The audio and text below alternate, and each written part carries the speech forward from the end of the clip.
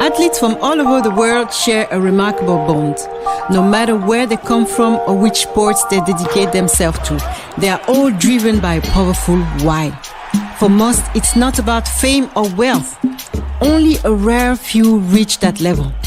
Instead, they are fueled by a deep passion for their sport, a love for discipline, and an unending desire to push their own limits. From early mornings to grueling workouts and countless sacrifices, athletes are guided by an inner drive, a commitment to excellence that goes beyond personal gain. They don't just compete, they inspire, representing dedication, resilience, and an unbreakable spirit to be at their best. This is shared why connects them, creating a global community of individuals who break records, push boundaries, and show that greatness happens when passion meets purpose. Merci beaucoup Amélie pour prendre le temps de cette interview. Tu viens d'un sport qui fait partie d'un des sports rois en France, le pentathlon. C'est quand même un sport qui est beaucoup admiré, en tout cas au niveau des Jeux Olympiques. Et je voulais partager un petit peu ton parcours et ce que tu as retenu finalement de toute cette expérience. Quels sont ces facteurs clés qui font qu'on réussit à atteindre la haute performance ou pas, et en tant qu'athlète, en tant que femme, et comment est-ce que tu t'es construit pendant ta carrière et après. Donc, pour replacer un petit peu le contexte, est-ce que pour ceux qui, bien sûr, ne savent pas qui tu es, je pense qu'il y a beaucoup de gens qui doivent savoir quand même qui tu es et d'où tu viens. Est-ce que tu peux te représenter un petit peu? Je m'appelle Amélie, j'ai aujourd'hui 40 ans et j'ai pratiqué le pentathlon moderne de 1994 à 2014, pendant 20 ans. Et j'ai fait notamment 15 ans à l'INSEP. Donc j'ai intégré l'INSEP après mon bac à 17 ans et de là j'ai vraiment basculé sur une carrière plutôt haut niveau, alors que c'était pas forcément au départ mon intention. Et puis rapidement j'ai eu une qualif pour les Jeux d'Athènes. Pareil, c'était pas forcément prévu, mais j'ai réussi à intégrer le bon groupe grâce à mon entraîneur de l'époque. Et puis, donc, ça m'a permis de participer aux Jeux d'Athènes, puis à Pékin, puis Londres. Donc, j'ai participé 3 fois aux Jeux. Et nous, dans notre discipline, on a des championnats du monde et des championnats d'Europe tous les ans, ainsi que des Coupes du Monde. Donc, voilà, j'ai gagné plusieurs fois les championnats du monde et les championnats d'Europe. Alors, j'adorais nager, je faisais de la natation et mon père, à 9 ans, m'a dit, tu vas basculer dans le pentathlon parce que le président du club, c'était son ancien prof de gym. Donc voilà un peu, à l'époque, il y a 5 clubs en France. J'ai la chance de naître dans une ville où il y avait un club à Noyon, dans l'Oise. Et donc voilà, j'y vais bon an, mal an. Et puis finalement, je gagne mes premières compètes. Mais ce qui me motive avant tout, c'est d'être dame de gymnastique. C'est ce que je voulais faire quand j'étais petite, en voyant les gymnastes s'entraîner. Mes parents sont profs de PS tous les deux. Et en fait... mère me dit, mes parents me disent, si tu veux être dame de gymnastique, il faut que tu sois prof de PS et en fait, via le sport, tu pourras peut-être intégrer l'INSEP et avoir ton CAPES et voyager dans le monde. C'était un peu ça leur idée, et moi je suis née dans je suis née à la campagne, donc j'étais jamais vraiment sortie, donc je m'étais jamais intéressée plus que ça à ce qu'était que le sport de haut niveau. Oui. Donc j'ai débarqué vraiment à l'INSEP parce que j'étais bonne, mais à l'époque, encore une fois, il n'y a pas énormément de monde en pentathlon. Et donc, voilà, c'était une décision aussi de la fédération d'ouvrir l'INSEP aux jeunes. Oui. Donc, on est 17 ans à ce moment-là à intégrer l'INSEP. Mm-hmm. Je suis partie du lot et en fait, après ma première année où j'ai gagné 2 médailles d'argent aux Europes et au monde junior, j'ai commencé à me dire, tiens, finalement, ça pourrait être aussi sympa de faire du haut niveau. Voilà, c'était un peu...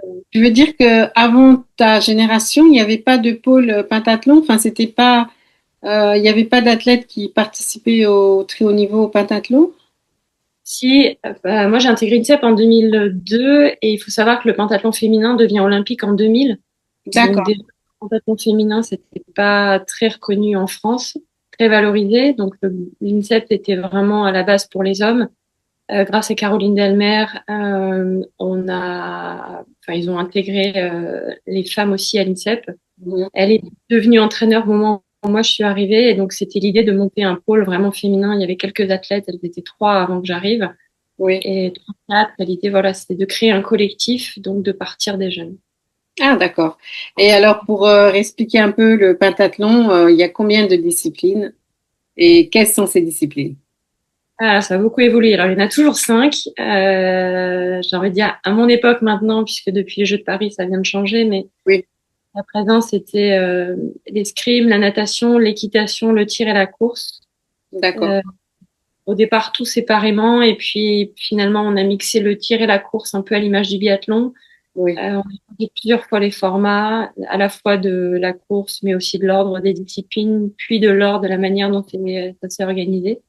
Et aujourd'hui, l'équitation a été remplacée par une épreuve qu'on appelle parcours, une épreuve d'obstacles, un peu style Ninja Warrior. Mhm.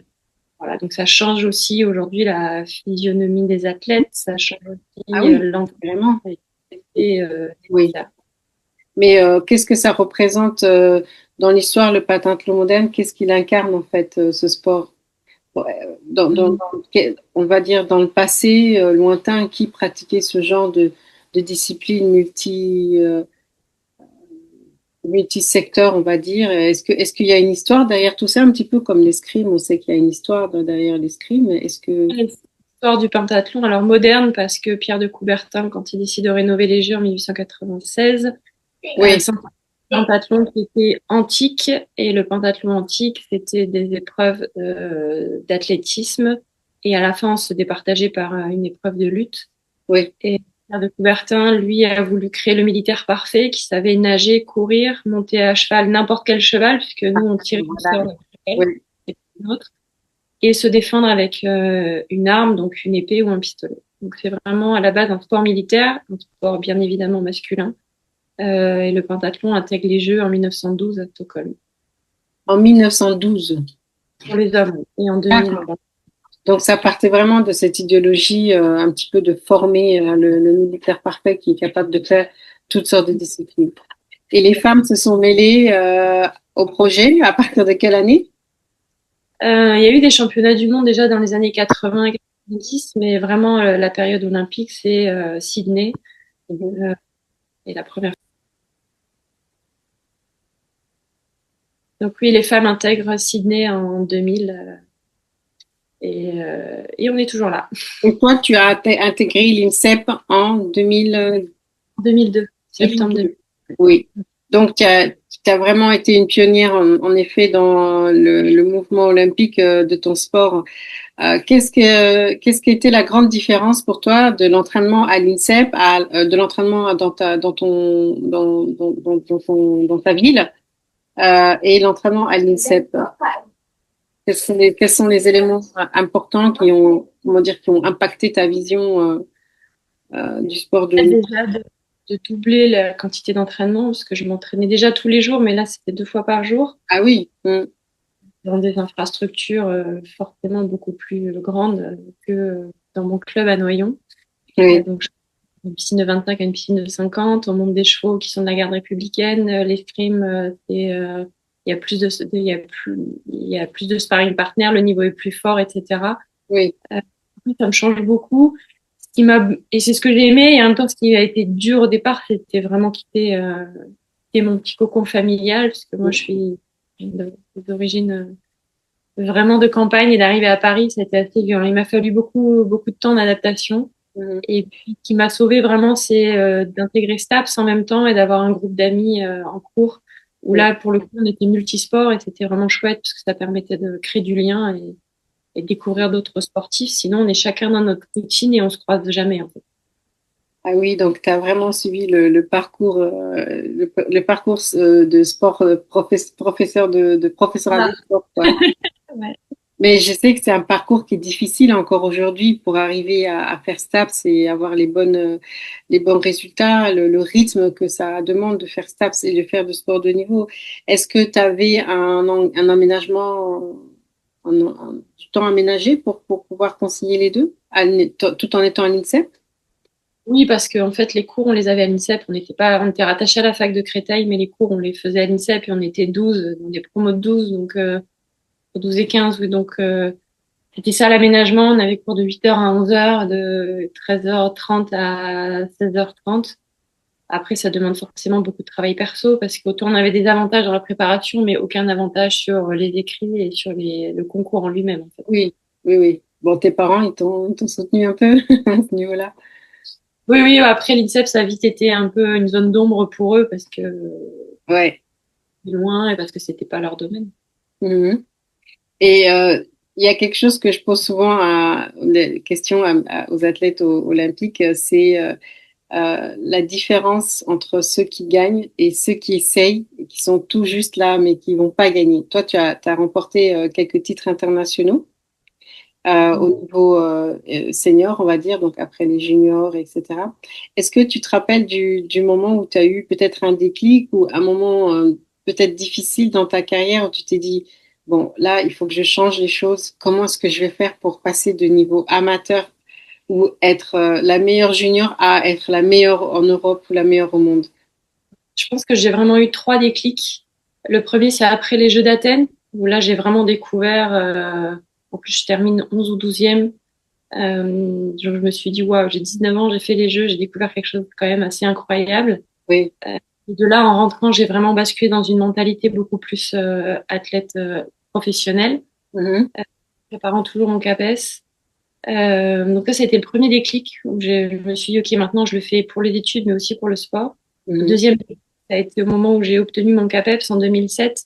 Donc, ça a été un espèce de soulagement énorme, alors que avant, voilà, il y a eu des questionnements. Est-ce que je suis capable de mettre les deux de front? Oui. Mhm. Au final, l'année où j'ai eu mon CAPES, j'étais championne du monde un mois et demi plus tard et j'obtiens ma qualif pour Pékin en même temps. Donc ça a été le deuxième step de devenir la première championne du monde française. Oui. Et puis le troisième, ça a été après les Jeux de Pékin où ben, à la fois j'ai gagné les titres des championnats du monde, mais j'ai jamais eu cette fameuse médaille olympique qui a été compliquée à digérer. Oui. Et puis donc après Pékin où j'étais double championne du monde en titre et où littéralement je me plante. Mhm. Euh, une année très motivée en me disant ok, j'ai pas gagné le championnat d'Europe, ça a été ma motivation. Je gagne le championnat d'Europe un an après, mais je me dis maintenant j'ai envie d'avoir l'étape d'après et ça a été de révolutionner mon entraînement et Oui. de passer à un entraîneur qui chapeaute l'ensemble des disciplines à un entraîneur spécifique par discipline. Mhm. Donc je suis allée chercher un entraîneur de course, je suis allée chercher un entraîneur de nage, je suis allée chercher un préparateur physique. J'étais un peu pionnière dans cette démarche-là. Ah oui. Mhm. Toujours un intervenant en escrime et en équitation. Mhm. Voilà. Ça a été un projet à la fois génial, mais aussi lourd à mener de front parce que même si les entraîneurs savaient que je faisais du pentathlon, les charges d'entraînement ont augmenté et de là, alors à la fois ça a bien marché parce que je l'ai gagné en 2010, j'ai tout gagné, les France, les Europes, les mondes. Et à la fois j'ai rencontré aussi la blessure et je me suis jamais vraiment dépatouillée. Donc ça a été, Alors, on va justement reprendre ce changement de position, de niveau, de statut. Ce que tu as mis en place, hein, tu l'as expliqué. Mentalement, tu t'es dit, bon, il faut que j'augmente mon niveau d'expertise et mon niveau d'exigence. Donc, tu t'es entouré des meilleurs professionnels dans chaque discipline. Et malgré tout, tu n'as pas réussi à gagner une médaille olympique. Alors, oui, alors, qu'est-ce que aujourd'hui, avec le recul, moi, j'ai fait 4 fois les Jeux Olympiques, hein, j'ai pas gagné de médaille olympique non plus, donc je peux aussi, j'ai ma propre histoire aussi à ce niveau-là, mais je trouve que c'est intéressant justement avec le recul. Maintenant, le temps est passé. Euh, qu'est-ce que tu pourrais dire par rapport à ça, d'après toi? Quels ont été ces facteurs clés de la performance qui ne sont pas arrivés? en fait, je pense que ce que j'ai réussi à faire sur les championnats et ce que j'ai pas réussi à faire au jeu, c'est me réapproprier l'objectif. Mhm. Euh, Parce que finalement, les jeux, c'est tout le monde a envie soit, enfin, dans une discipline comme la nôtre, Oui. dans l'athlétisme, que ce soit le pentathlon, on a tous sur les jeux, ça représente une compétition phare, ce qui n'est pas le cas pour le foot, le golf ou le tennis, par exemple. Oui. Et en fait, l'envie de gagner ou d'y participer et puis de les gagner, c'est comme si c'était global, c'était commun. Mm. Et j'ai eu la sensation de jamais me réapproprier ça parce que, en plus d'un coup, c'est un moment où on est projeté devant la scène médiatique. Venant d'un sport comme le mien, moi, c'est pas du tout mon Ah oui, ah, c'est intéressant. sport. Oui, Et voilà, et en fait, je me suis perdue dans oui, je veux gagner les jeux, mais ça vibrait pas profondément. Alors qu'à chaque fois que je me suis préparée pour un championnat et les championnats que j'ai gagnés, il y avait quelque chose où c'était mon championnat dans le sens où j'allais chercher quelque chose de vraiment spécifique à moi, vraiment très personnel, que j'ai pas réussi à faire sur les jeux. Et puis, euh, et puis au final, aujourd'hui, je fais le métier dont j'aurais eu besoin à l'époque. C'est-à-dire que je suis préparatrice et coach mental. Et je pense que même si j'ai travaillé sur l'aspect psychologique, j'ai jamais développé des compétences vraiment spécifiques à gérer ses émotions, à gérer ses pensées. Et je pense que c'est un secteur que j'ai négligé. Euh, Pas que moi d'ailleurs, je pense que le staff aussi. Et c'est aussi mon cheval de bataille aujourd'hui. c'est Mais intéressant parce un peu qu'on, perdu, je dirais. Il m'a manqué ces skills-là et cette approche-là. oui, tu as pris comment dire, c'est souvent les problématiques qu'on rencontre qui sont les solutions en fait pour résoudre les challenges des autres hein, à travers notre propre expérience. Tu penses que l'approche de la préparation mentale, c'était plutôt une approche qui est peut-être pas adaptée au très haut niveau ou c'est plutôt une situation franco-française? Comment est-ce que toi tu analyserais cela pour finir? Parce que la France est quand même la sixième nation la plus sportive au monde, basée sur les médailles mondiales. Euh, le ranking international. Comment est-ce que toi, qu'est-ce que tu en penses aujourd'hui? Grande question. Alors aujourd'hui, je trouve que ça a beaucoup évolué depuis les Jeux de Paris notamment et même d'une manière générale, la notion de santé mentale Ouais, se retrouve dans beaucoup de domaines, pas uniquement sportifs. ouais, À l'époque, donc il y a plus de 15 ans, on n'est pas du tout dans la même démarche, c'est beaucoup plus tabou ouais. et, ça, c'est pas quelque chose dont on parle facilement et auquel on avait accès facilement et à laquelle moi j'avais l'impression Ben, de mesurer. ton travail mental, il était axé sur quoi dans ce cas? Parce que au niveau européen, mondial, tu étais au rendez-vous et au niveau olympique, ce travail mental ne t'a pas permis justement de faire la différence. Euh, comment Jamais tu peux travaillé, expliquer ça? j'ai jamais travaillé avec un préparateur mental spécifique, j'avais travaillé avec une psychologue, mais Oui, plus pour la blessure qui a été après 2010. oui. C'est que je ne l'avais jamais rencontré dans ma carrière, donc ça a été assez dur pour moi de le rencontrer si tard. Mhm, Donc c'était plus la gestion psychologique de la blessure que vraiment se préparer à affronter ce que représentaient les jeux. mhm. Et j'en ai pas. Je pense que j'étais très hermétique. Parce que je pense que je me protégeais beaucoup parce que la fin de ma carrière a été compliquée en termes de fatigue, en termes de Oui, volume d'entraînement, de motivation profonde. oui. Et tout ça, en fait, j'ai pas rencontré la personne qui m'a permis d'aller toucher ça du doigt ou finalement c'est peut-être si mais trop tard. Et Comment il y ça, avait trop de choses qui étaient passables à côté. comment ça se fait qu'une jeune fille qui grandit à la campagne, dans un environnement très nature et sain, finalement se retrouve, comment dire, dans un cercle vicieux, entre guillemets, où la gestion de la performance et de l'enjeu prend le dessus par rapport au plaisir de juste de participer, enfin, plaisir de participer. C'est un mot que nous, les sportifs, on comprend pas, quoi. Parce que je pense que l'entourage aussi se fait rattraper par les événements. Avoir venir d'un village de 200 habitants et avoir une habitante entre guillemets qui participe au jeu, finalement ça devenait plus un cocon et je pense que mes parents aussi sont basculés en fait quand on gagne le regard sur nous change. Ouais. Déjà son propre regard sur soi évolue, mais le regard des autres évolue et moi je sais que j'ai une part où j'étais plus à l'aise et j'ai manqué de ressources, j'ai manqué d'entourage pour avoir cette prise de recul nécessaire et de ce cocon où on débranche et on reste, on redevient sa nature profonde en dehors de ce qu'on fait tous les jours. Et voilà, donc il y avait peut-être une absence de dissociation de ce que je fais et ce que je suis Oui. qui se retrouvent les sportifs.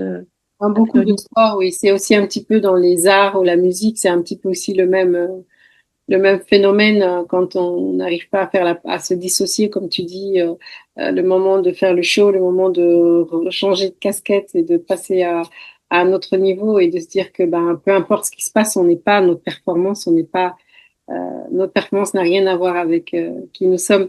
Est-ce que tu as quand même le sentiment que ben, toute cette expérience-là que tu as vécue, c'était peut-être une formation pour justement ton cheminement? Parce qu'il me semble que après ta carrière d'athlète, tu as fait une transition dans la communication, n'est-ce pas? Euh, alors, oui et non, en fait, donc à la base, j'étais prof de PS, Oui. mais finalement, j'ai fait une mise en disponibilité. Et au final, j'ai développé vraiment l'aspect le coaching au départ des entraîneurs. Et puis ensuite, en fait, ce qui m'intéressait, c'était vraiment travailler sur la posture de l'entraîneur et sa relation avec l'athlète. Ah oui. Développer la posture entre... Oui. Je sais.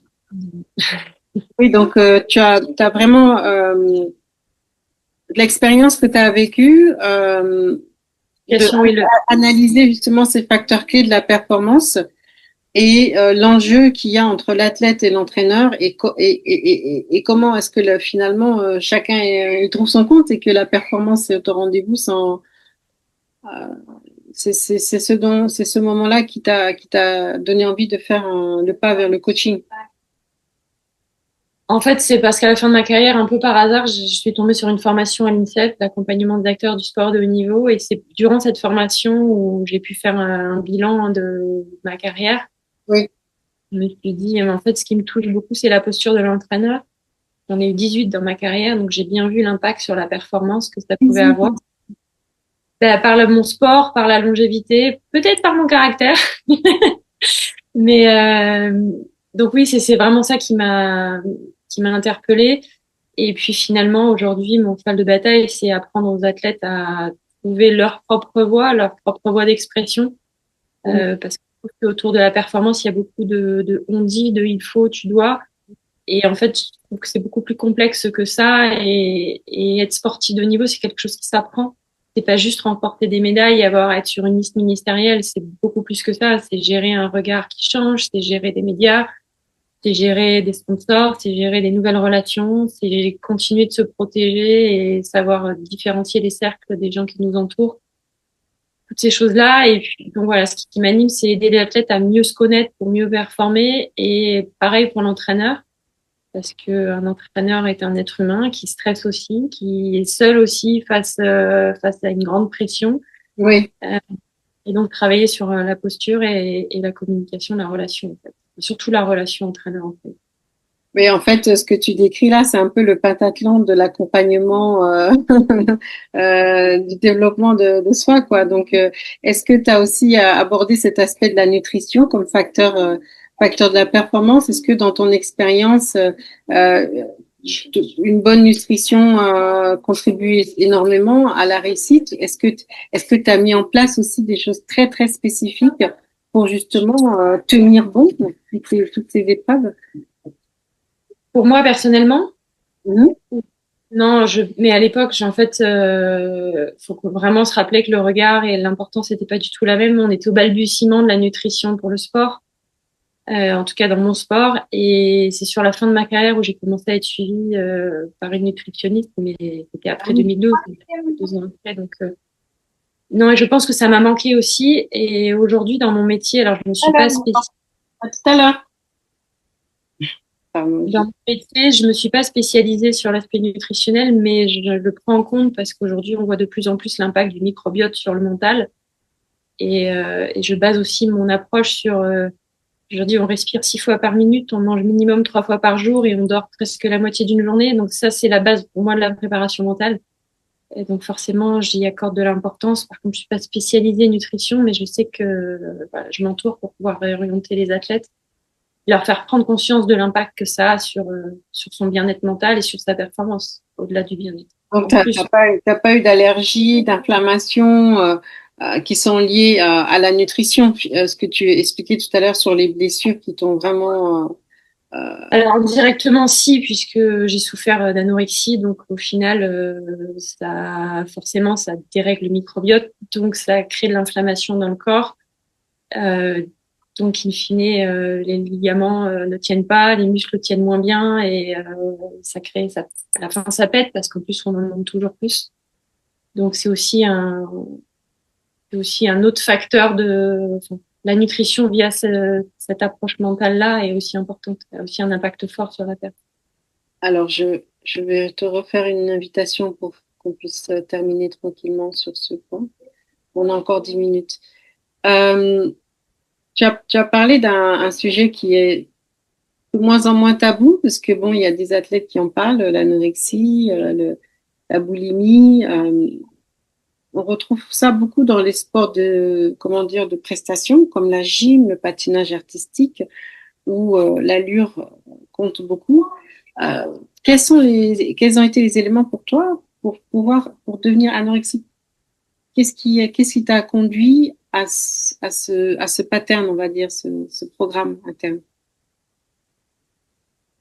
Je fais quand même un sport où il y a la course. Donc la course, on porte son poids.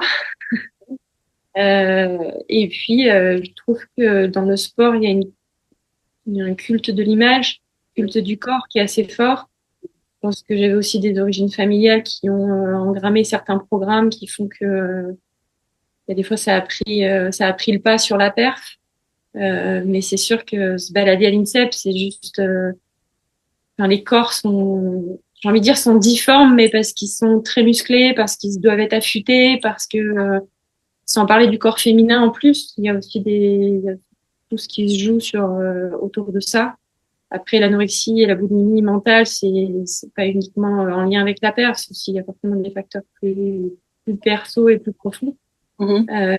Effectivement, c'est peut-être moins tabou aujourd'hui, mais je trouve Ouais. que le culte du corps dans le sport et notamment l'après-carrière aussi, enfin, l'impact sur l'après-carrière, c'est quelque chose qu'on ne parle pas encore assez. Ouais. Mais qu'est-ce qui t'a amené à devenir anorexique? Est-ce que tu te rappelles d'un moment précis où tout d'un coup le mécanisme là, le trigger, comme on dit, parce que c'est une sorte d'appel à la dopamine, n'est-ce pas? Il faut expulser un sentiment et puis ça devient comme un automatisme à un moment donné. Mais quel a été l'élément déclencheur d'après toi?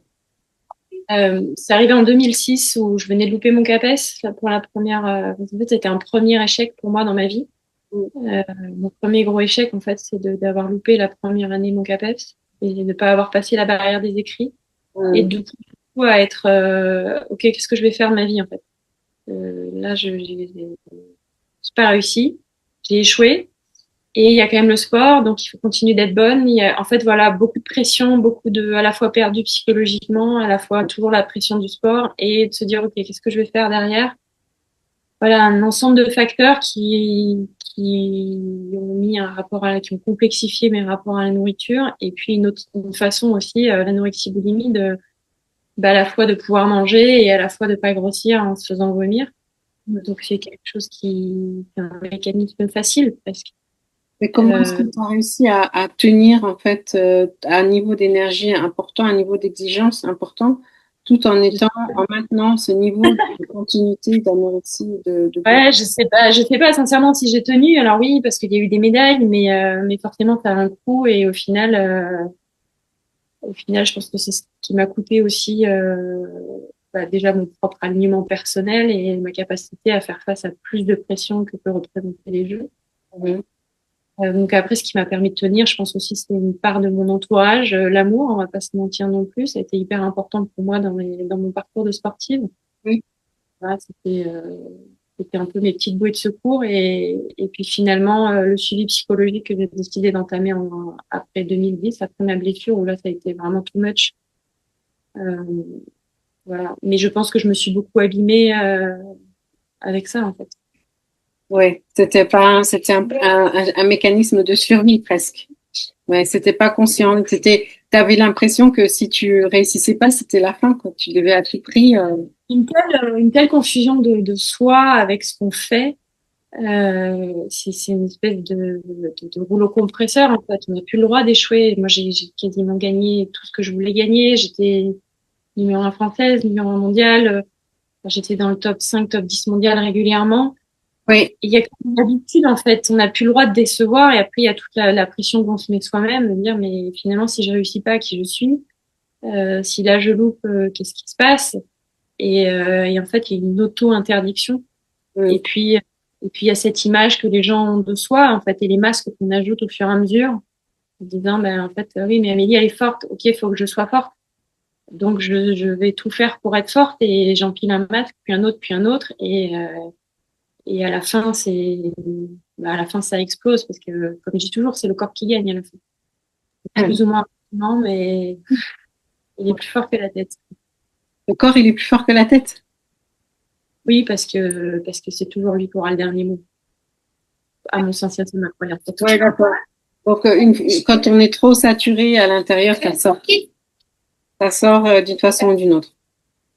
Là, c'est le principe des symptômes, en fait. Oui. Le corps exprime, la tête ne peut pas dire. Donc, la blessure est aussi une situation de secours, hein.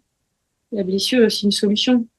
Et peut-être se blesse avant des championnats ou se blesse parce que trop de pression, parce qu'en fait, c'est un moyen de dire stop. On peut pas le dire soi-même, mais parce qu'on est blessé, on a le droit de s'arrêter. En fait, ça donne un droit à la blessure quelque part. Je dis pas que les blessures sont comme ça, mais en tout cas, Les blessures psychosomatiques, c'est ça. Il y a aussi les blessures où on ne peut pas guérir, on est blessé et puis on n'arrive pas à récupérer. C'est aussi une blessure psychosomatique. Mais les blessures de surmenage, tout ça, ça va ensemble en fait, hein, finalement. oui, de toute façon, c'est multifactoriel et parfois, on ne peut pas démêler toute la pelote. Et c'est pour ça que c'est important d'avoir un regard extérieur et d'avoir une capacité d'avoir un entourage qui aide aussi à prendre du recul. Et moi, je sais qu'aujourd'hui, dans les sportifs que j'accompagne, j'essaie de leur faire prendre conscience de l'importance des gens qui les entourent et d'avoir son cercle proche sur lequel on peut s'appuyer. Et un cercle qui est solide et qui voit la personne avant de voir le sportif, tout en ayant la notion de la performance. C'est pas évident, en fait. C'est pas évident de pas se perdre dans la lumière, en fait, parce que gagner, c'est être en lumière. Est-ce que tu penses que c'est pas le même sujet dans tous les pays où nous en France on est un peu plus sensible à cette dualité d'assumer un statut de la lumière? Je sais pas, je pourrais pas me prononcer. Je pense que c'est lié aussi forcément à la culture, mais j'ai pas fait d'études ethnologiques pour ça. Moi, j'étais toujours intriguée de voir ces athlètes américains, par exemple, avec leur confiance, la confiance ultime en elles qu'elles avaient et qui se démarquent, qui s'exprimaient jusqu'au bout des ongles. Et vraiment, j'étais très fascinée en fait par cette capacité de détachement, de justement en dehors de la course, c'était bon, c'est cool, chill, tout va bien. Et dès qu'elle rentrait dans la course, elle de se transformer en machine de guerre. Et voilà quoi. Donc c'est vrai que j'étais toujours fascinée par cette notion d'assumer pleinement ce rôle de leadership et encore et encore et encore et encore. Mais c'est vrai qu'aujourd'hui, on retrouve les récits de même ces gens-là qui ont gagné des médailles olympiques comme Michael Phelps, par exemple, et qui en fait exprimaient qu'ils étaient complètement paumés, quoi. Donc, c'est vraiment quelque chose, c'est important que les gens ils le sachent en fait. Je pense que par principe, j'aime pas idéaliser en disant que c'est mieux ailleurs, où ils sont plus forts, parce que chacun a ses casseroles, chacun a son inconscient collectif. Et ce qui joue aussi, c'est la culture du sport. On réagit pas pareil en athlétisme, en pentathlon, en équitation, en golf. Il y a une espèce de c'est cette culture qui crée un inconscient collectif qui fait qu'on grandit avec ça. Donc ça marche dans le sport, ça marche dans la société dans laquelle on évolue. Oui. Je pense que pour la société, il n'y a pas la panacée quelque part. Oui, les Américains, on connaît ce côté joie de vivre, ce côté assumer d'avoir confiance en soi. Mais effectivement, Michael Phelps montre aussi que tout n'est pas toujours rose et que même eux ont leurs propres problèmes qui sont différents des nôtres. Oui. Donc moi, je me dis, on peut s'inspirer, comme par exemple le modèle canadien est très intéressant sur la construction du sportif de haut niveau, mais il a aussi ses failles. Donc s'inspirer et après le réintégrer dans notre histoire à nous. On peut s'inspirer, oui, on peut idéaliser le modèle asiatique sur leur capacité à sortir de la médaille, oui, mais à quel prix en fait? Est-ce que nous, dans notre culture, et moi, dans mon sport, et l'athlète dans son propre sport, dans son histoire de vie, peut faire ça? Non. En fait, il peut s'inspirer, mais et à lui de créer son propre chemin, mais il est obligé de partir du corps qu'il a, du mindset qu'il a, de l'entourage qu'il a, tout en essayant de l'améliorer, en l'optimisant. Il pourra pas, voilà, un Français ne deviendra pas chinois, ne deviendra. Et je pense que c'est important aussi quand on fait nos interviews entre nous, athlètes olympiennes, qu'on soit dans le vrai. Et la réalité de nos vies, c'est que on n'est plus dans le sport, on est passé à autre chose. Tu as vraiment expliqué en fait à quel point le sport reste près de toi. Malgré tout, tu as fait CAPEPS, mais tu as utilisé un professorat de sport pour faire la transition vers la compréhension de comment accompagner en fait les talents pour qu'ils puissent s'exprimer du mieux possible. Comment est-ce que tu vis cette vie aujourd'hui? Tout à l'heure, tu expliquais de l'acceptation du corps qui change, par exemple, quand on est une athlète et qu'on devient une personne lambda. Moi, je sais que personnellement, c'est un vrai défi parce que justement, il y a cette dualité entre je vais juste me laisser vivre un peu. Je suis pas non plus. Je vais juste me laisser vivre et je vais arrêter de traquer les moindres plis. Et puis de l'autre côté, je me dis mais tu connais t'as le manuel d'emploi en fait. Tu connais le manuel d'emploi. Il y a des gens qui payent des millions pour savoir ce que tu sais faire, et toi tu suis pas le manuel, quoi. C'est très simple. Donc comment est-ce que toi tu vis en fait cette nouvelle vie dans le corps d'Amélie, dans Amélie la maman? Comment est-ce que ça se passe aujourd'hui pour toi? Le sport est encore beaucoup présent dans ma vie. C'est un équilibre qui est ça m'équilibre et en même temps ça me déséquilibre. Clairement, j'ai longtemps parlé d'addiction parce que ça me fait du bien. Alors des fois ça me fait du mal parce que c'est au détriment d'autres choses forcément. Donc voilà, c'est toujours jonglé, surtout avec les enfants en bas âge. C'est mieux maintenant, mais ça a été de comment je trouve, comment je prends ma dose et que je prends aussi du temps pour moi. C'est un peu le mélange des deux. Et puis je deviens maman et je travaille et je suis femme d'eux, etc. Ça reste aujourd'hui, j'accepte que ce soit un besoin, j'accepte aussi que ce soit, ça fait partie de moi et ça fait partie de mon équipe pour bien travailler. C'est-à-dire si je fais pas de sport, et je suis moins disponible et je fais un métier où j'ai besoin d'être disponible à l'autre pleinement pour être pleinement dans l'écoute. Voilà, donc ça reste une part importante. Après, le corps qui change entre le post sportif et l'âge, c'est un défi. Je suis pas tout résolu, on va pas se mentir, mais je suis en voie de trouver cet équilibre, cette acceptation aussi. Par contre, ce qui est sûr, c'est que j'aime vraiment profondément mon métier. Je me régale à accompagner, à aider, à transmettre. Et dans cette voie-là, je suis passionnée par l'aspect psychologique du sport, le comportemental, la relation. Apprendre aux gens à communiquer, à être en relation, c'est vraiment quelque chose qui me passionne, de comprendre les schémas qui se jouent, qui se rejouent. Voilà, donc j'essaie de trouver cet équilibre en jonglant un peu avec les horaires, les emplois du temps. Mais je me débarrasse pas du sport parce que c'est aussi un moyen d'avoir du lien social, c'est un moyen de décompresser et puis c'est un moyen de se maintenir en forme. En fait, finalement, je trouve que ça reste quand même important parce que oui, c'est une addiction, mais c'est pas la pire. Et encore une fois, c'est de le gérer, de ne pas être dans les extrêmes. Tu as fait une carrière de très haut niveau et tu as été parmi les meilleurs athlètes en France dans un sport vraiment très prestigieux. Comment cela se fait-il que tu n'es pas dans les instances, tu n'es pas devenu entraîneur national, t'es pas dans le staff là. Comment cela se fait-il si tu avais... C'était vraiment enfin moi j'aurais adoré être entraîneur. C'était vraiment je pense que je me suis trompée de voie en passant le CAPEPS. J'aurais dû passer une licence entraînement sportif et pas éducation motricité, qui était la voie en stats à l'époque. C'est pas pareil. C'est pas pareil, on ne dépendait pas du même ministère. Et donc au final, j'ai passé la voie de prof de PS. Et ensuite, quand j'ai arrêté ma carrière, oui, j'ai sollicité ma fédération parce que je voulais être entraîneur. Je pense conflit de personnes parce que c'est compliqué d'être sportif de haut niveau et d'avoir le caractère qui va avec et d'avoir le caractère que requièrent certaines décisions politiques.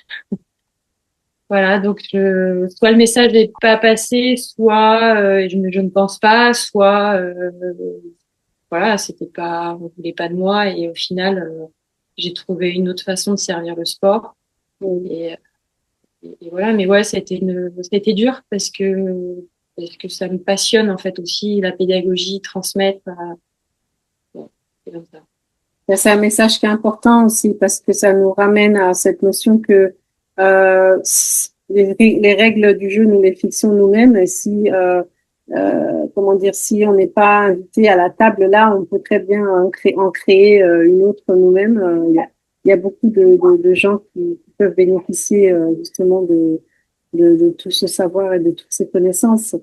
Donc, ça, Peut-être après, je crois vraiment au, je crois pas au hasard, je crois au fait que justement rien n'arrive par hasard, tout a un sens et au final que la fédération m'ait fermé la porte ou que j'ai pas réussi à l'ouvrir, je sais pas quelle est la part de responsabilité de chacun, mais je veux pas dénigrer non plus la mienne. ouais. Au final, ça m'a permis aussi de découvrir autre chose et puis parce que être athlète, devenir entraîneur dans son sport tout de suite après sa carrière. Il y a aussi une part négative, un peu de consanguinité qui est pas forcément très bonne.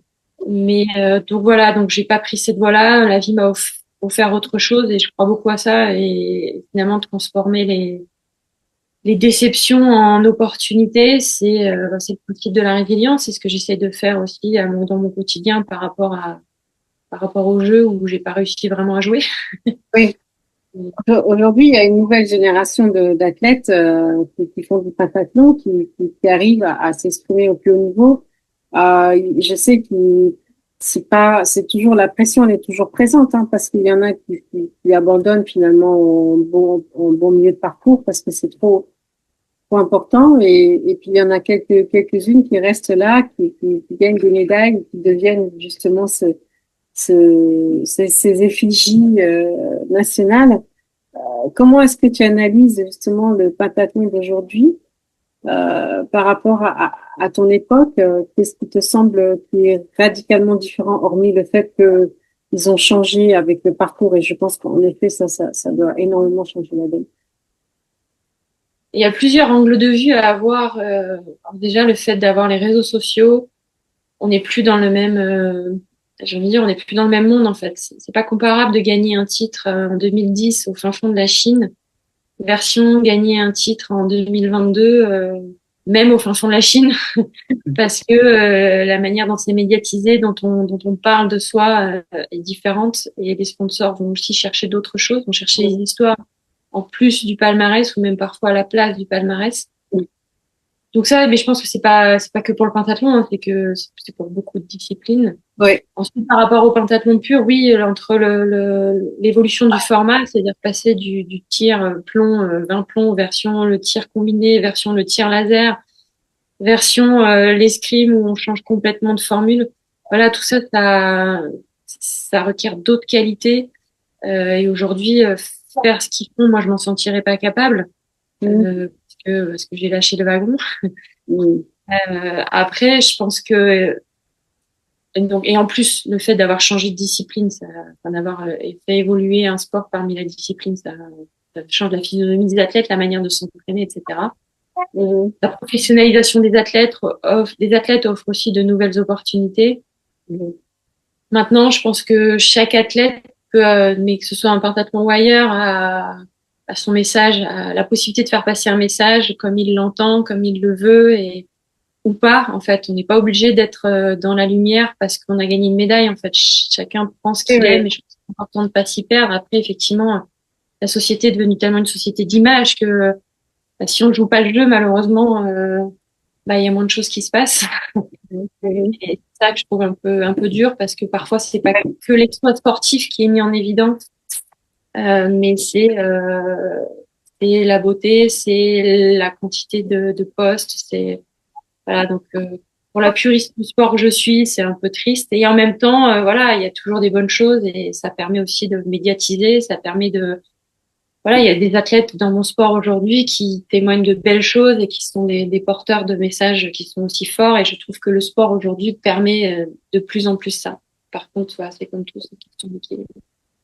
Oui, j'aimerais bien avoir ton point de vue sur comment dire, la gestion des finances, parce que c'est un sujet qui est souvent aussi un petit peu, qu'on aborde rapidement dans le parcours des athlètes de haut niveau. Toi, tu as travaillé assez tôt. Est-ce que tu as dû un petit peu jongler entre être travaillé et faire du sport de haut niveau? Ou bien, comment est-ce que Alors moi, j'ai le fait d'avoir eu déjà ma fédé m'a beaucoup aidé. À l'époque, on aidait beaucoup les athlètes sur les listes d'élite. Donc ça là-dessus, c'est sûr que la fédé m'a beaucoup aidé. Ensuite, une fois que j'ai eu mon CAPEPS, j'avais un salaire tous les mois, donc ça m'a permis de pouvoir prendre un appartement et assumer les charges d'un appartement. Oui. Donc ça a vraiment été, enfin c'était vital parce que c'est pas un sport dont on vit. Alors maintenant, c'est différent. Notamment aux réseaux sociaux, grâce à l'image, on peut vendre d'autres choses, mais à mon époque, c'était pas le cas. Et par ma personnalité, ça l'était encore moins. Par contre, à partir du moment où je suis passée sur une disponibilité, bah oui, après, faut gagner sa propre vie. Et indépendante aujourd'hui, j'ai mon entreprise, donc faut que ça tourne aussi. Et c'est vrai que les finances, en fait, selon les sports, c'est pas la même chose. Aujourd'hui, j'accompagne beaucoup de golfeurs. Mais le golf, c'est un sport qui coûte cher. Une saison de golf, ça coûte cher et la fédération n'est pas à la même hauteur que la fédération de pentathlon, mais parce que le nombre de licenciés n'est pas le même, le nombre il y a beaucoup de facteurs qui entrent en considération. Oui. Ça reste de toute façon le nerf de la guerre et c'est ce qui aujourd'hui, ne serait-ce qu'à l'image du CIO, hein, ce qui aujourd'hui fait que le pentathlon est toujours un peu en suspens parce que c'est un sport qui coûte trop cher et qui ne rapporte pas assez d'argent. Donc, que ce soit à l'échelle de l'athlète ou à l'échelle d'une fédération, finalement, le nerf de la guerre reste le même. Oui, donc le pentathlon va devoir passer par cette phase de glamourisation, un peu comme la Formule 1. Ouais, elle y passe, la discipline y passe depuis au moins 3 Olympiades. Et le fait d'avoir retiré l'équitation, c'était la condition sine qua non pour pouvoir faire partie de Los Angeles. Ah oui? D'accord. Donc voilà, c'est le pentathlon se plie aussi à certaines exigences. C'est pas que pour une question de valeur. Oui. D'un point de vue financier, si tu devais refaire les choses, qu'est-ce que tu ferais différemment? Je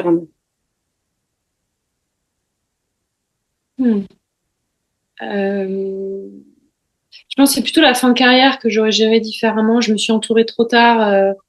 J'ai eu la chance quand même d'être accompagnée après 2010 par des sponsors qui ont été solides avec moi, enfin qui ont été présents. En fait, j'aurais changé la gestion de mon après-carrière puisqu'en fait, un sponsor, ce qui l'intéresse aussi, c'est l'histoire, c'est ce que l'athlète peut apporter et peut rendre derrière. Finalement, quand on arrête la carrière, oui, on est plus visible en compète, mais on peut avoir du temps à donner à l'entreprise, on peut avoir des messages à faire passer à l'entreprise. Voilà, j'aurais géré ça différemment parce que personnellement, j'ai très mal vécu mon arrêt de carrière, donc j'étais pas prête à faire passer des messages où j'avais l'impression de parler que négativement. Oui. Donc, et après, je pense que c'est éminemment personnel, donc c'est ça que j'aurais changé, encore une fois, être accompagnée comme aujourd'hui, j'espère pouvoir accompagner les athlètes, les accompagner aussi psychologiquement dans les périodes de transition. Et la fin de carrière est éminemment une période qui peut être compliquée à court terme ou à plus long terme. Quand on décide d'arrêter, que tout est beau, et que c'est facile, oui, c'est facile les 3, 4, 5 premiers mois, voire même la première année, mais je crois au fait qu'il y a toujours quelque chose qui doit être vraiment réglé au fond. La chirurgie. Même pour ceux qui ont gagné des médailles, quoi. Même pour ceux qui ont été au plus haut niveau. Oui, parce que je pense qu'à la fin, la médaille, c'est éphémère. Moi, c'est pas ce que je retiens de ma carrière. Ce que je retiens de ma carrière, c'est les relations que j'ai pu créer avec certains entraîneurs et avec des athlètes qui ont été en même temps que moi. Et au final, c'est le regret que j'ai. J'aurais aimé en créer davantage, mais j'étais trop focus perf et voilà, j'ai délaissé trop de choses à côté. Et au final, c'est la médaille qui reste. C'est vraiment le fameux destination vs chemin. Athlète, j'étais vraiment sur la destination. Aujourd'hui, je prends conscience du chemin que c'était et j'aurais aimé le plus le savourer, mais voilà, ça fait le parcours et aujourd'hui, je m'en sers pour accompagner les athlètes avec qui je travaille et les entraîne.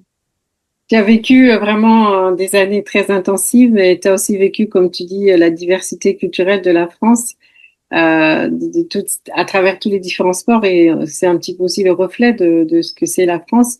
Comment est-ce que toi, tu as vécu ce moment-là justement d'être aux Jeux Olympiques, par exemple, avec toute cette diversité culturelle et cette identité française? Comment est-ce que, voilà, qu'est-ce que tu retiens? Quel est le message vraiment profond que tu retiens en fait de ce que nous sommes en tant que Français? J'ai jamais eu l'amour du maillot patriotique. C'est pas ce qui m'a caractérisée. J'ai aimé les Jeux par le fait de pouvoir rencontrer des personnes plus que des pays, en fait. En sachant que, encore une fois, je pense que j'ai aussi loupé mes Jeux dans le sens où nous, on était toujours dernier jour des Jeux. Ah oui. J'aime pas le à gérer, de s'ouvrir aux gens quand tu es à fond dans ta perf, c'est compliqué. Ah oui. Donc ouais, et puis par exemple à Londres, j'étais le 12 août, c'était le jour de la cérémonie de clôture. Je suis arrivée le 10, je suis repartie le 13 à 7 heures. Donc les Jeux à Londres, moi c'est tout. Oui. Donc voilà, je trouve que c'est beau, mais perso, j'aime pas le mot profiter, mais j'ai pas su vivre pleinement l'événement, mais parce que je pense que j'étais moi-même pas en vie, entre guillemets. Par contre, avec du recul et pour aujourd'hui l'avoir vécu en tant que consultante, en fait, j'ai vraiment mieux vécu les Jeux à Tokyo et à Paris que de ce que j'ai pu pratiquer moi en tant que sportive. Oui. Et là, vraiment, c'est une opportunité de partage, de rencontre. Il n'y a pas besoin forcément des Jeux pour ça, mais les Jeux sont une occasion qui est intéressante à, entre guillemets, saisir et à vivre, surtout à vivre. Mais pour le vivre, il faut être en vie soi-même. En tout cas, c'était ma croyance. Oui, c'est très intéressant ce que tu dis, parce que c'est vraiment la dualité aussi des champions. Quand ils rentrent dans l'arène, ils sont là pour se concentrer, pour parfait. Et quand ils sortent de l'arène, ben, ils vont dans une sorte de couloir aussi qui est très personnel, qui est très privé. Et on n'est pas là pour on n'est pas là pour figurer. Et c'est vrai que les gens qui sont à l'extérieur, ils ne voient pas toutes ces choses-là. C'est sûr que j'ai toujours dit, quand on est au jeu, on est acteur et on n'est pas là pour être spectateur. Et donc, c'est compliqué de jouer avec ces deux statuts parce qu'à la fois, on a envie de voir les autres épreuves, on a envie de vivre l'événement. Et tant qu'on n'a pas passé la sienne, je trouve que ça demande une force mentale, une préparation pour le coup mental. Voilà, faut être prêt à faire le in and out et spectateur, acteur et pas se planter de statut le jour de sa finale, en fait. Tu travailles sur ces éléments-là, le statut. Ça fait partie de ce qui est abordé. Oui. Ouais, c'est super intéressant parce que j'ai l'impression quand tu parles, c'est comme si c'était hier en fait. Tous ces souvenirs sont toujours très présents dans ta réalité. Comment est-ce que tu vois le futur du sport parce qu'il y a tellement de choses qui changent avec l'intelligence artificielle. Il y a même des Jeux olympiques pour des athlètes qui sont transformés génétiquement, qui sont sponsorisés par le fils de Donald Trump. Pour toi, le futur du sport, comment est-ce que tu le vois?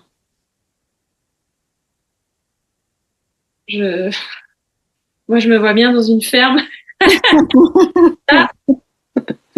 Non, il y a des choses, encore une fois, c'est la technologie, l'évolution technologique peut être au service d'eux. Pour l'aspect paralympique, par exemple, pour la gestion des datas, pour la découverte de l'analyse du geste et la compréhension de notre métabolisme corporel.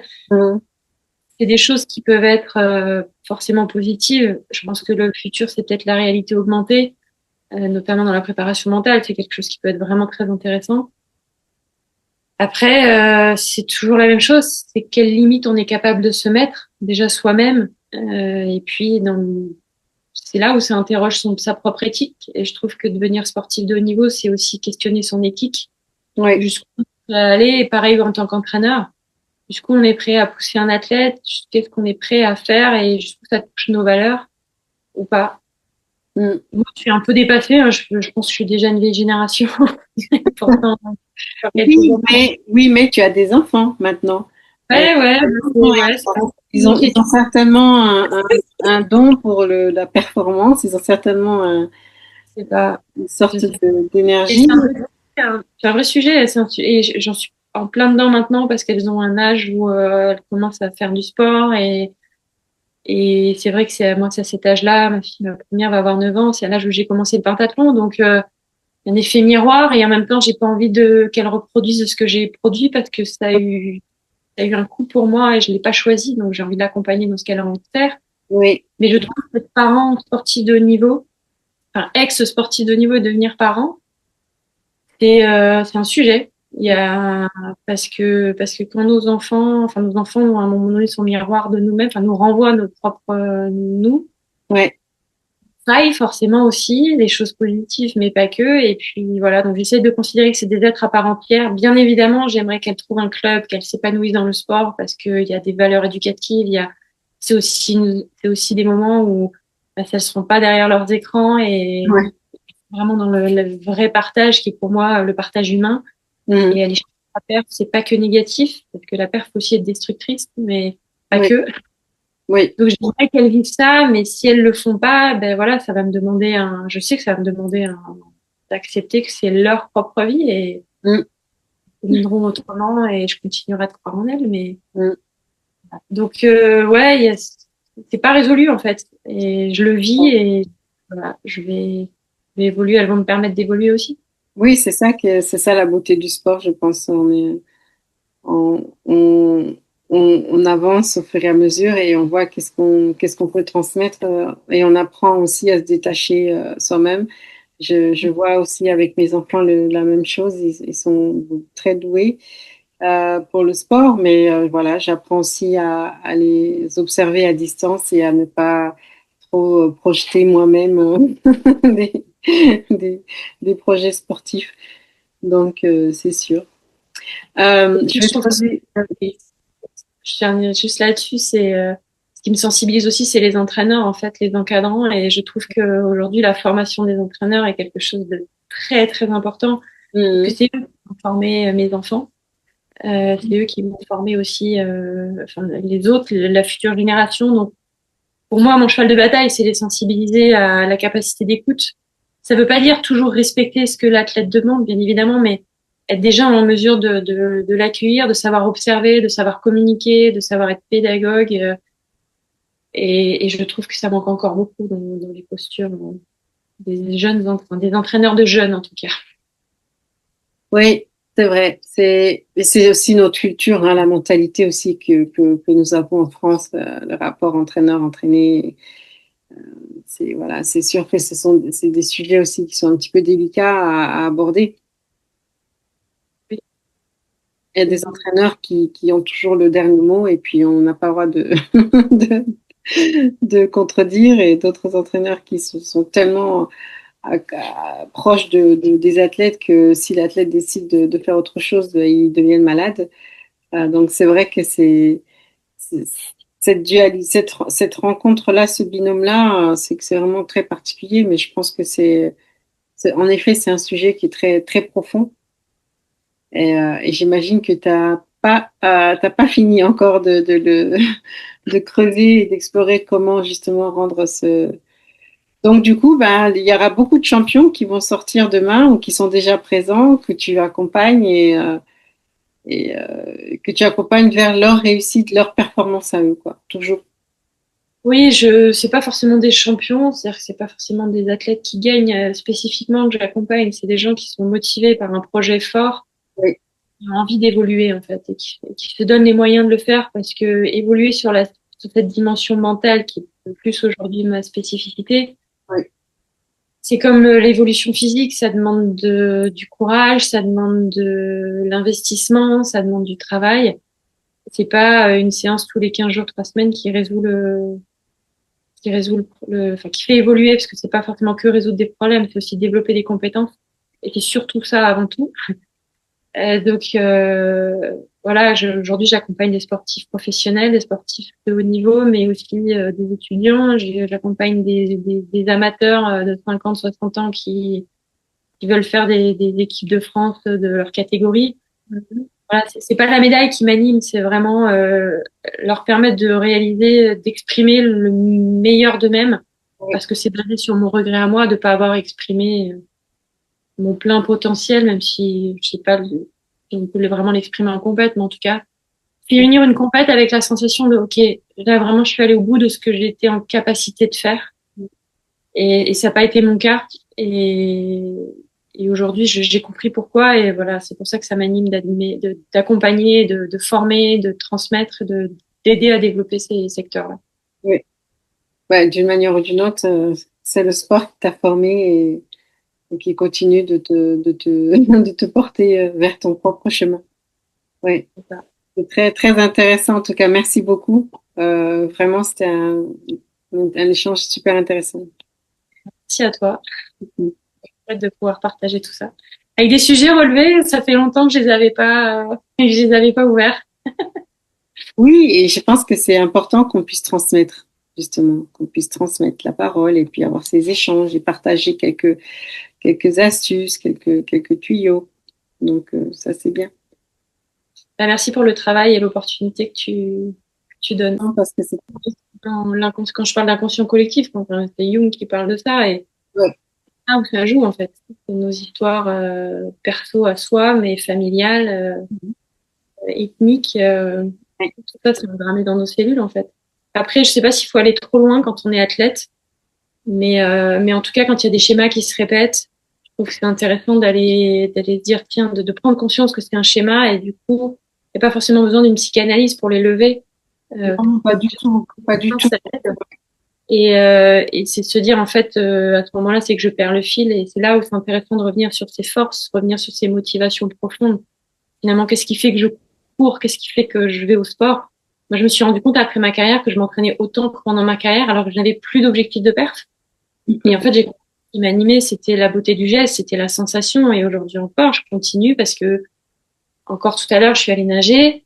J'ai ultra kiffé la sensation de glisse. Et ça, c'est... Alors oui, ça sert à rien de me faire de nager 3000 mètres, 2000 ou 3000 mètres. C'est nos distances en tant que penta. Pour moi, ça sert parce que ça nourrit ça, en fait. Et ça, c'est une motivation profonde, c'est un besoin primaire, c'est quelque chose qui est indépendant de n'importe quel résultat. C'est très fort ce que tu dis, parce que trouver ce plaisir-là, sans chercher la performance à tout prix, c'est ce que je pense qu'on peut connecter avec tout le monde. Oui, et c'est ce qu'on perd, c'est ce que dans ce piège-là, je trouve qu'on tombe quand on devient athlète pro ou athlète pour gagner, entre guillemets, c'est qu'on perd cette motivation primaire qui, détachée de tout résultat, parce que par définition, la motivation primaire, c'est ce qu'on fait indépendamment du résultat, qu'on y arrive ou pas, on continue. Et on bascule dans cette fameuse motivation secondaire où on fait pour un résultat. Et du coup, on tente de nos forces, on a tendance à oublier nos forces, et en plus, après, ça dépend de l'approche. Mais pour le coup, tu parles de culture française, c'est d'aller chercher à faire progresser les points faibles au lieu de nourrir les points forts. Donc ça, c'est aussi une philosophie d'entraînement. Est-ce que je suis là pour régler ce qui va pas, ou est-ce que je suis là pour renforcer ce qui va bien? Bien évidemment, il y a un équilibre des deux. Oui. Mais souvent, on le fait au détriment de l'un, et on bascule trop, et on oublie en fait l'essence. Et on peut l'oublier l'espace de quelques instants, l'espace de quelques cycles, mais ça ne va pas dans la durée, parce que ça puise une énergie beaucoup plus forte, alors que la motivation primaire, ça ne puise pas d'énergie, ça en donne. Ça donne l'énergie, ouais, c'est clair. Ouais. Et ça, je trouve que le résultat, la pas du gain dans le sens pas financier, mais de la médaille à tout prix, ben en fait, ce prix-là, il coûte vraiment cher, parce qu'en fait, on s'auto-détruit en premier. Ouais.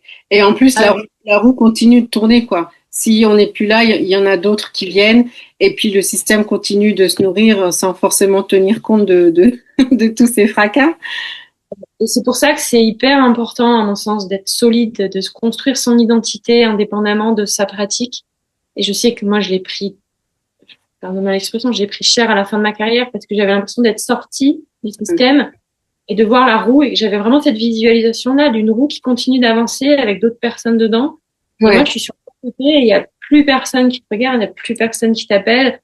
te lèves pas pour aller à 9h ou 10h à l'INSEP, tout le monde s'en fout, mais le système continue de tourner. Donc là, bah oui, l'ego prend cher, en fait. Et on se rend compte que qu'est-ce qu'il y a sans ça? Si on l'a pas rempli, si on l'a pas nourri, c'est violent, en fait. Et c'est pour ça que c'est intéressant aussi. Et j'accompagne les athlètes aussi là-dessus, à créer un peu ce côté, peut-être que c'est spirituel, je sais pas si c'est le bon mot, mais de vraiment prendre conscience d'abord de soi et de